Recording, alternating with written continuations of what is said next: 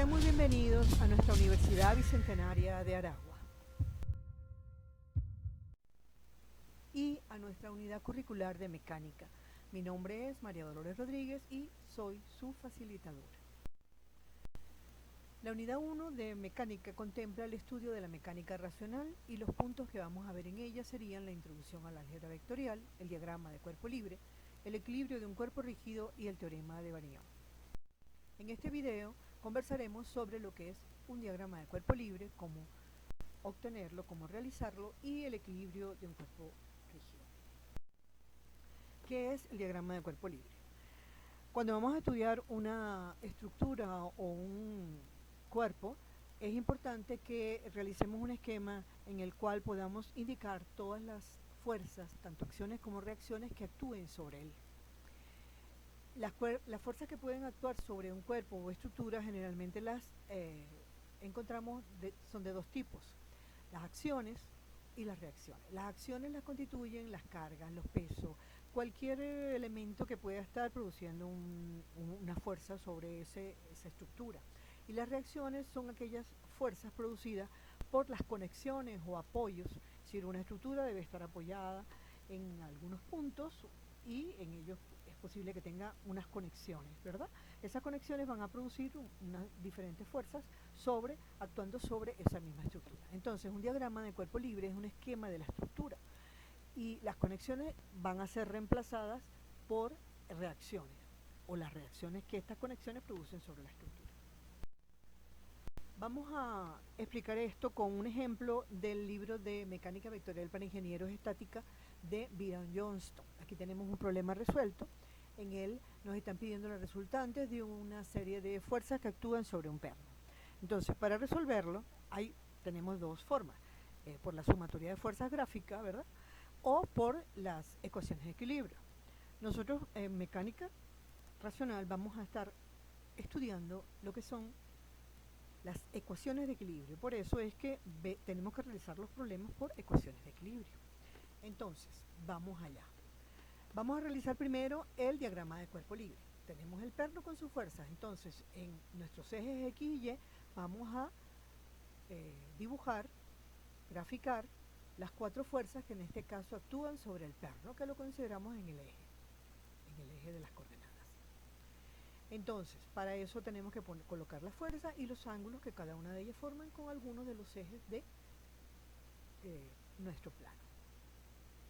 Además de eso, debemos hacer la descomposición de las fuerzas en sus coordenadas. Entonces, aquí tenemos, por ejemplo, F1 en el eje de las Y, va a tener, si trazamos esta línea por aquí, su coordenada F1Y, y sobre el eje de las X tendría su coordenada F1X. Hacemos lo mismo con el F2Y, ¿verdad?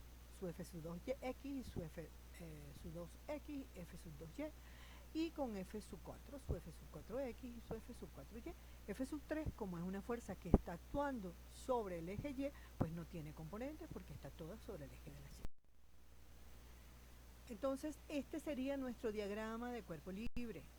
Fíjense que está muy detallado, tiene todos los datos que necesitamos para plantear nuestras ecuaciones de equilibrio y llegar a un resultado. Entonces, tenemos la fuerza, la composición, su descomposición, los ángulos, y con eso vamos entonces a plantear las ecuaciones de equilibrio. ¿Qué nos dicen las ecuaciones de equilibrio? Que para un cuerpo esté en equilibrio, la sumatoria de las fuerzas en X tiene que ser 0 y la sumatoria de las fuerzas en Y también debe ser 0.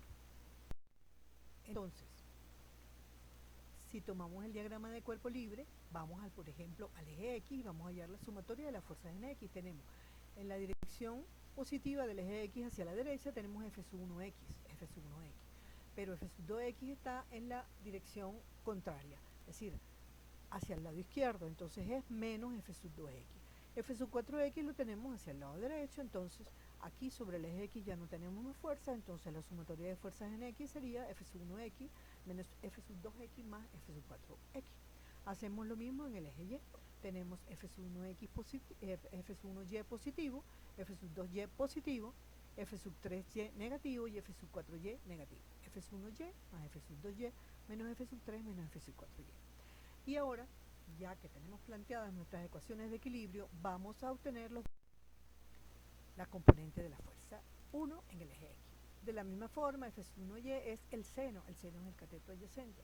Fíjense que no siempre va a ser seno y coseno para X o para Y. En este caso tenemos que 30 grados los está formando la fuerza F1 con el eje de las X. Entonces, el seno es el cateto opuesto, sería F1y. Pero en este caso de la fuerza F2, el ángulo que tenemos es con el eje de la Y, el triángulo que estamos formando es este. Entonces, el seno va a corresponder al cateto opuesto, y el cateto opuesto en este caso es F sub 2x. Entonces, seno de 20 grados, F sub x sobre F sub 2, despejamos y obtenemos. Cuando colocamos esto, nosotros podemos poner el valor de seno de 30 como lo tenemos aquí de raíz de 3 sobre 2, o lo podemos colocar con cantidades decimales.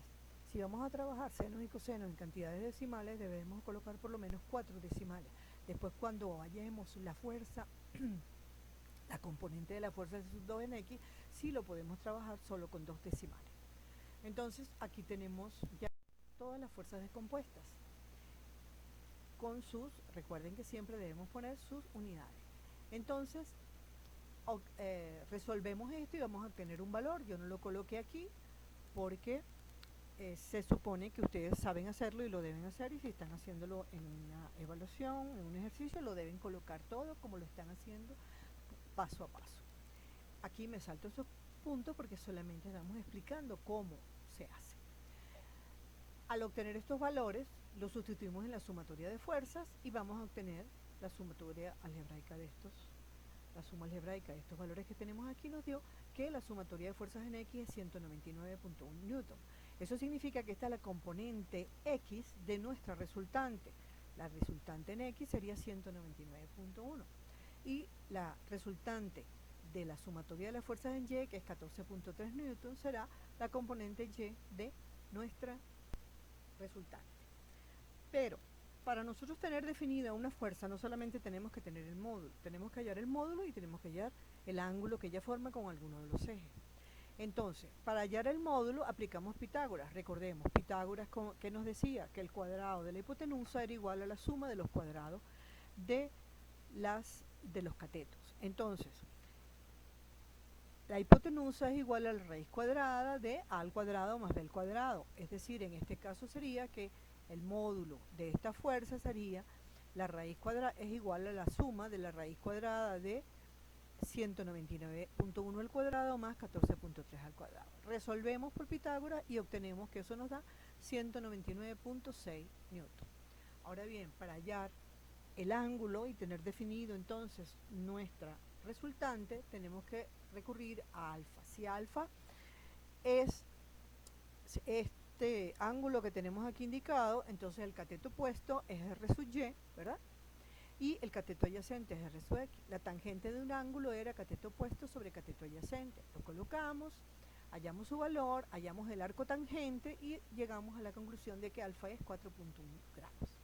Como la resultante en X es positiva y la resultante en Y es positiva, tenemos que, así como las graficamos aquí, las dos están en el primer cuadrante.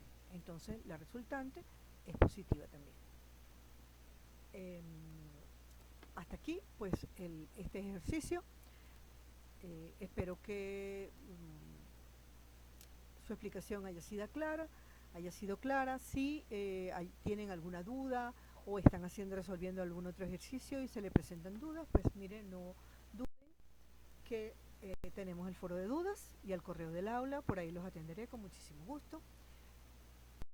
Los espero en la próxima actividad y en el aula virtual.